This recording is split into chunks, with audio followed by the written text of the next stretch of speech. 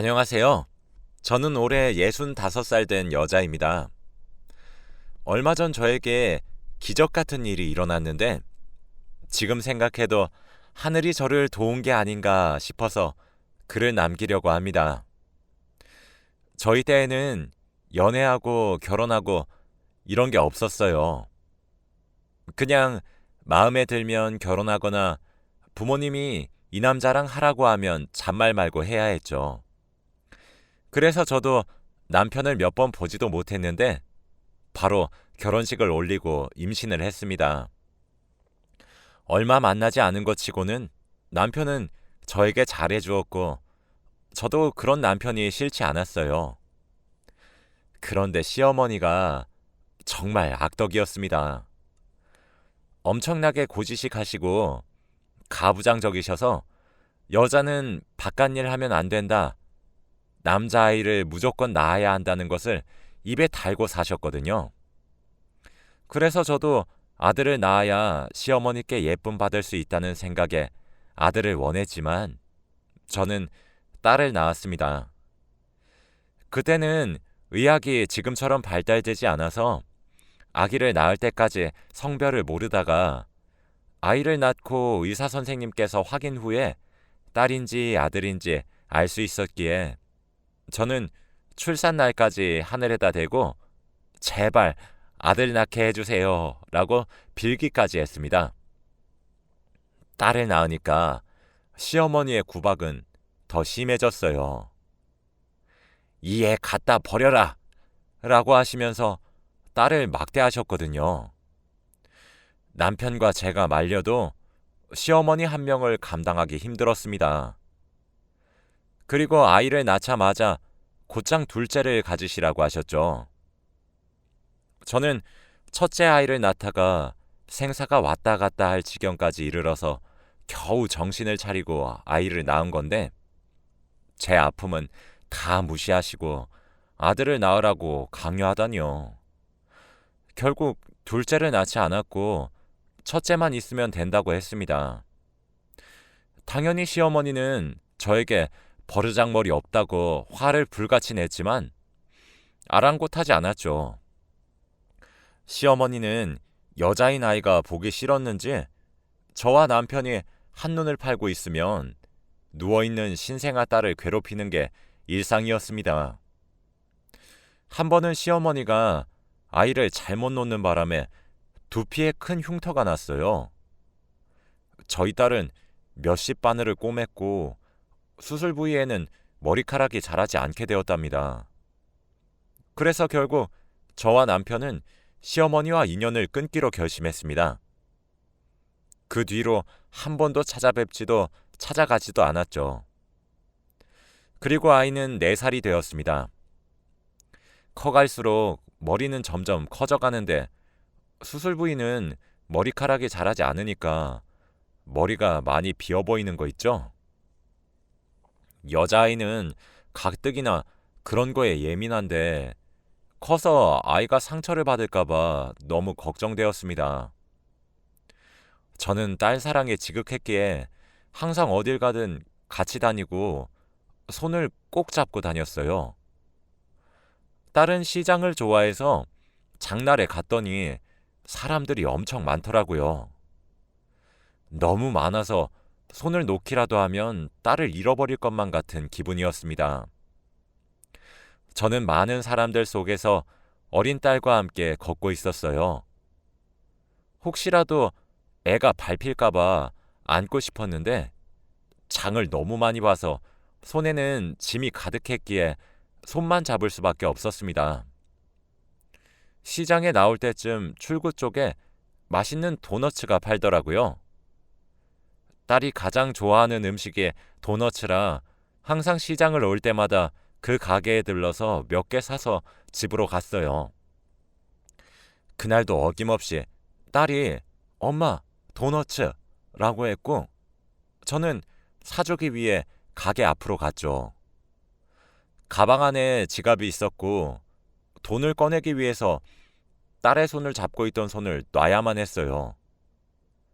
딸에게 민정아 딱 1초만 기다려 하고 손을 잠깐 놓고 가방에서 돈을 꺼내고 주인에게 드리고 나서 옆에 서 있을 민정이를 봤는데 아이가 없는 겁니다. 민정이가 워낙 숨바꼭질을 좋아해서 항상 숨는데 그때도 그런 건 줄 알고 우리 민정이 어디 숨었나 라고 하면서 장난을 쳤어요. 그런데 민정이는 도너츠를 받을 때까지 돌아오지 않더라고요. 그때 이건 숨바꼭질이 아니라는 생각이 들었고 많은 인파 속에서 민정아, 민정아 하며 아이를 찾아다녔습니다. 그런데 이미 제 시야에서 사라진 민정이는 다시 돌아오지 않았죠. 저는 해가 질 때까지 민정이를 시장 구석구석을 찾아다녔는데 전혀 보이지 않았습니다. 시장 아주머니께도 우리 민정이 보셨어요 하면서 물어봐도 모른다고 했죠. 민정이가 보이지 않으니까 무서워지기 시작했고 혹시라도 나쁜 일이 생겼을까봐 너무 걱정되더라고요. 해가 지고 나서 경찰서에 가서 바로 신고를 했습니다. 그리고 집에 가자마자 남편을 부여잡고 엉엉 울었네요. 남편은 도대체 애엄마라는 사람이 왜 그렇게 책임감이 없어? 라며 저에게 마구 화내기 시작했고 저도 할 말이 없어서 미안하다는 말만 되풀이했습니다. 그런데 인연을 끊었던 시어머니는 손녀가 사라진 것을 알고 저희 집으로 찾아와서는 그런 아이는 없어도 된다 라며 얼른 둘째 낳자 이 말만 반복하셨어요. 정말 어떻게 그렇게 인정이 없으실까요? 민정이는 새벽이 되어도 집에 오지 않았고 4살짜리 어린애를 어디서도 찾을 수 없었습니다. 저는 장날이 아니어도 새벽부터 매일 시장에 가서 저희 딸을 찾았고 시장 근처에 앉아서 하루 종일 기다렸죠. 그러다가 해가 지고 밤이 되면 집으로 돌아와서 남편과 시어머니의 밥을 차리고 집을 치우다가 잠을 조금 잔 후 다시 새벽이 되면 시장으로 갔습니다. 꿈에서 매일 민정이가 찾아와서 엄마 하고 달려오는데 꿈을 꿀 때는 현실인 것 같아서 너무 기쁘지만 꿈에서 깨어나서 현실을 직시하면 눈물이 너무 나더라고요. 민정이가 너무 보고 싶었고 민정이를 잃어버린 것이 오로지 제 탓 같아서 죄책감만 늘어가고 있었습니다. 그리고 전단지를 만들어서 시장에 오시는 분들께 제 딸이에요. 제발 딱 한 번만 읽어주세요. 라고 하면서 돌렸어요. 거의 대부분의 사람들은 그 전단지를 받자마자 쓱 보고는 땅바닥에 버리십니다. 아니면 살해금을 얻기 위해서 딸을 봤다고 거짓말을 치는 사람도 있었고요. 정말 그렇게 몇 년 동안 딸을 찾고 싶어서 아등바등했어요. 그런데 딸의 소식은 전혀 알 수 없었고 어디서 어떻게 지냈는지 죽었는지 살았는지 알 방법이 없었죠. 그리고 남편도 하나밖에 없는 딸이 돌아오지 않으니까 하루 종일 술만 먹고 살았습니다. 자기도 꿈에서 민정이가 계속 보인다면서 술을 먹으면 저를 폭행했고요. 민정이를 잃어버린 건 제 잘못이고 맞아도 싸다고 생각해서 남편의 폭행을 일방적으로 맞고만 있었네요. 남편은 술만 먹으면 저를 때렸고 저는 죄책감을 조금이라도 덜기 위해서 맞았습니다. 그렇게 몇 년 동안 생활이 반복되다 보니 남편이 간암에 걸리게 되었어요. 의사 선생님은 술을 너무 많이 먹어서 그렇다고 했죠. 이미 발견했을 때에는 손을 쓸 수 없는 단계였고 너무 많이 퍼져서 살 날이 얼마 남지 않았다고 하셨습니다. 남편과 저 사이에 사랑이 없는 건 당연했고 무미건조했기에 남편이 죽는다는 말에 별로 흔들리지 않았어요. 그런데 시어머니는 달랐어요. 저보고 하나밖에 없는 아들 죽였다면서 화를 내는 건 당연했고 폭언과 폭행을 했습니다. 네가 우리 아들 죽였어. 네 딸까지 죽이고 남편까지 죽이냐? 다음은 나까지 죽이겠다. 우리 아들 목숨값 내놔. 라면서 저에게 오만 물건을 다 던지셨어요. 그리고 얼마 지나지 않아 남편은 세상을 떠났고 집에는 시어머니와 저 단 둘이 살게 되었어요. 시어머니는 저를 괴롭히려고 온갖 악행이란 악행은 다 저지르면서 저를 못 살게 구셨답니다. 이런 일이 한두 번이 아니고 몇십 년 동안 되다 보니까 저도 이제 나이가 있는데 도저히 시어머니의 수발을 들고 싶지 않더라고요. 시어머니의 괴롭힘을 무려 40년 동안 감당해야 했습니다. 어린 딸은 실종되고 남편은 죽고 가관이죠. 솔직히 제 기운이 좋지 않나 싶기도 했고 시어머니의 마음도 이해 갔기에 단 한 번도 반항하지 않았습니다. 그런데 시간이 지날수록 나아질 줄 알았던 고통은 점점 더 심해져 갔고 꿈에 어린 딸과 남편이 나오는 일이 수두룩 빽빽하더라고요. 매일 밤을 울면서 보냈고 잠들기 전에 항상 이대로 죽었으면 좋겠다 라고 생각하며 잠에 들었던 것 같아요. 제 나이가 60살이 되니까 죽는 게 두려워지지 않더군요. 40년이 지나도록 딸에 대한 소식이 없으니까 딸이 죽었다고 생각했던 것 같습니다. 그리고 평소처럼 시어머니의 구박에 시달리던 어느 날이었어요. 시어머니의 잔소리를 들으며 시중을 들고 있었는데 어머니께서 갑자기 쓰러지신 겁니다. 저는 깜짝 놀라 그 자리에서 기절하고 말았어요. 평생 시어머니께 씻을 수 없는 죄를 지었죠. 골든타임을 놓쳐 시어머니는 돌이킬 수 없는 상태가 되었고 결국 돌아가시게 되었습니다. 저는 이틀 만에 깨어나서 병원 신세를 지게 되었어요. 한 번도 이렇게 사람이 많은 곳에서 있었던 적이 없다 보니 어색했고 병실 사람들과 어울리기 힘들 것 같더라고요. 6인실이었는데 사람들이 다 심성이 좋고 착해서 다행히도 금방 친해졌습니다.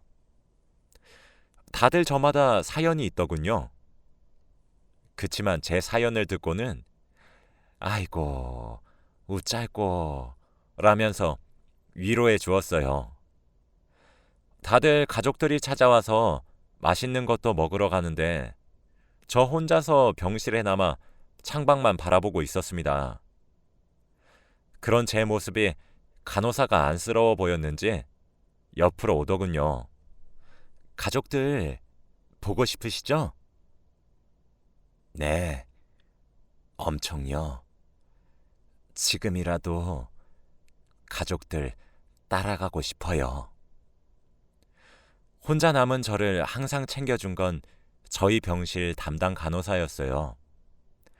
다들 밖으로 나가서 친구들 만나고 할 때 간호사가 찾아와서 제 말동무가 되어주면서 친해지게 되었죠. 그렇게 몇 주 동안 급속도로 친해졌어요. 그 간호사는 45살이라 나이가 좀 있는 편이라서 말이 더 잘 통하더라고요. 그런데 볼수록 우리 민정이가 생각나는 거 있죠? 얼굴에 점이 있는 것도 똑같고 나이도 비슷했습니다. 그런데 이름이 박선영이라서 딱히 기대는 하지 않았어요. 간호사님, 고향이 어디셔? 저 고향 미국이에요. 미국? 생긴 건 한국인 같은디. 선영 씨는 입양 가족이라고 했습니다. 어렸을 때 외국인 부모님께 입양이 되었고 확실히 얼굴 생김새가 다르다 보니까 친부모님이 아닌 걸 금방 알 수 있었대요. 그래서 크고 나서 부모님께 사연을 들어보니 보육원에 있던 선영 씨가 너무 예쁘고 귀여워서 데리고 왔다네요. 친부모를 찾기 위해 그 보육원에 다시 가보았지만 입양 기록에 친부모의 인적 사항이 없어서 친부모를 못 찾고 있다고 하더라고요. 미국에서 간호사로 일하다가 한국에서 부모님을 찾기 위해서 한국 병원에 간호사로 들어왔다고 합니다. 선영 씨는 친부모가 자신을 버렸다고 생각하고 있더군요. 도대체 어떤 대단한 사람이길래 저를 버렸을까요? 절 버리고 잘 살고 있겠죠? 라며 말을 하더라고요. 아이고, 부모가 어떻게 자식을 버리나. 그래도 부모인디. 아니요. 40년이 지나도 아직까지 찾지 않는 거 보면 확실한 것 같아요. 빠른 시일 내에 찾으려고 한국 오자마자 DNA 등록했어요. DNA? 그게 무엇이요? 어머, 환자분 그거 안 하셨어요? 딸 찾으신다면서요. 그거 해놓으면 나중에 더 쉽게 딸 찾으실 수 있을 거예요. 선영 씨가 알려주신 거는 DNA를 채취해서 그걸 등록해 놓으면 자식을 찾을 수 있다고 했고 저는 덕분에 바로 등록을 했네요. 요즘 이걸로 잃어버린 자식이나 부모를 찾는 사람들이 많다고 했습니다. 솔직히 저는 그때 민정이가 죽은 줄 생각하고 있었고 장례라도 제대로 치르고 싶어서 등록을 한 겁니다. 그치만 연락은 오지 않더라고요. 그리고 저는 약 2달간의 병원 생활을 끝내고 퇴원을 할 날이 왔어요. 선영 씨와 이야기를 하면 시간 가는 줄도 몰랐고 재밌었는데 앞으로는 어떻게 살아가야 할지 막막한 거 있죠? 이제는 가족이 한 명도 없었기에 저 혼자 해야 했거든요. 제 퇴원 날 선영 씨가 데려다 주겠다고 말을 해주었고 병원 건물 입구까지 데려다 주었어요. 그런데 갑자기 선영 씨가 신발끈 풀리셨네요? 묶어드릴게요. 라고 하더라고요. 늙은이 허리 안 굽어진다면서 젊은 자기가 하겠다며 구부려 앉아서 신발끈을 묶어주는데 갑자기 선영 씨가 늘 쓰고 계시던 모자가 툭 하고 떨어졌습니다. 그런데 더 놀라운 건 저희 딸 민정이와 똑같은 부위에 수술 흉터가 있더라고요. 저는 너무 놀라서 간호사님, 이거 무슨 흉터예요? 라고 물어보니까 어릴 때 생긴 거래요. 저도 잘 몰라요. 라고 했습니다.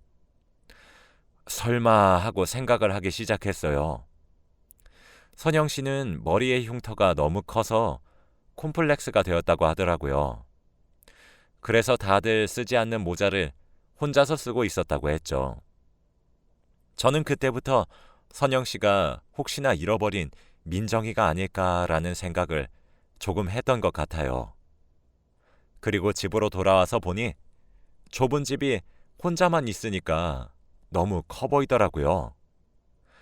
그동안 먼지도 많이 쌓였고 시어머니와 남편의 물건이 가득했습니다. 또 그 자리에서 미안해서 펑펑 울었네요. 한바탕 울고 나니까 힘이 없어서 방바닥에 주저앉아 있는데 갑자기 집 전화로 전화가 왔습니다.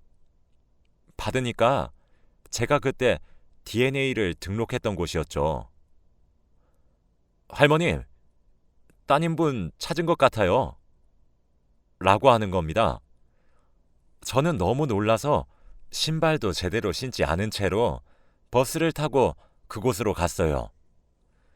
도착해서 전화하신 분을 찾았는데 여기 검사 결과지고요.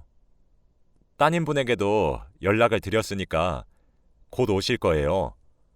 여기서 조금만 기다리세요. 라고 하더라고요. 저는 정말 심장이 터질 것만 같았고 40년 만에 본 딸은 어떻게 생겼을지 너무 기대되었습니다. 첫 마디를 어떻게 해야 할지 고민이 되기도 하면서 내 딸이 아니면 어떡하지 등등 정말 많은 생각을 했네요. 그렇게 한 30분 동안 기다린 것 같아요. 그때 검사해 주시는 분께서 한 여자를 데리고 왔는데 할머니, 따님분이에요. 라고 하더라고요. 그 여자의 얼굴을 보고 저는 정말 충격을 받았습니다. 바로 선영 씨였거든요. 저와 선영 씨는 눈이 마주치고 둘 다 놀라면서 펑펑 울었습니다. 검사해 주시는 분도 저희 둘이가 이미 아는 사이니까 놀란 눈치더라고요. 선영 씨가 저에게 말해 주었던 모든 이야기는 다 제 얘기였습니다. 너무 예쁘게 잘 커졌고 끝까지 친부모를 찾으려고 한 게 너무 고맙더군요. 그리고 이 일을 남편과 시어머니가 없으니 너무 아쉬웠습니다. 저희는 몇 분 동안 안고 펑펑 울고 나서 이야기를 진지하게 나누었어요. 민정아, 엄마를 보고 실망하지 않았니? 무슨 소리야. 절대 아니야. 보고 싶었어. 나도 너무 보고 싶었어. 엄마는 아직도 꿈에서 널 잃어버렸던 시장에서의 장면이 떠올라.